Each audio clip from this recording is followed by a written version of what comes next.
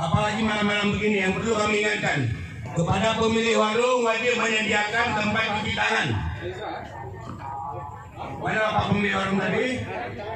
Tim gugus percepatan penanganan virus COVID-19 Provinsi Aceh melakukan rapid test massal di sejumlah warung kopi di Banda Aceh. Hal ini dilakukan untuk melihat sebaran pandemi COVID-19 di tengah masyarakat.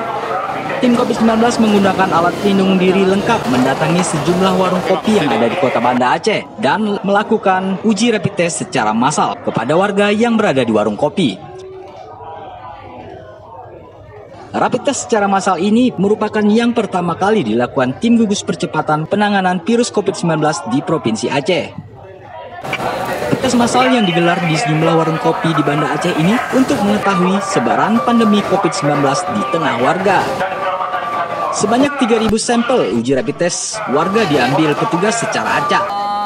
Jika ditemukan ada yang positif COVID-19 dari hasil rapid test tersebut, maka yang bersangkutan akan dilakukan uji swab di Balitbangkes Aceh.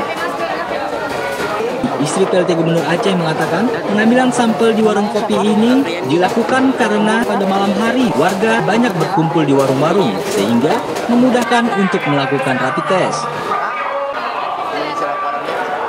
Kita rapid test untuk melihat sebaran, kalau ini hari ini malam ini ada yang positif, kita udah ambil KTP-nya, kemudian nanti akan di swab test kalau positif ini, sehingga kita bisa memecahkan, mencairkan gunung es yang selama ini kita khawatirkan masih banyak sekali di bawah. Selain melakukan rapid test secara massal, petugas juga melakukan pembagian masker gratis kepada warga. Dari Banda Aceh, Tim Liputan, Kabar TV.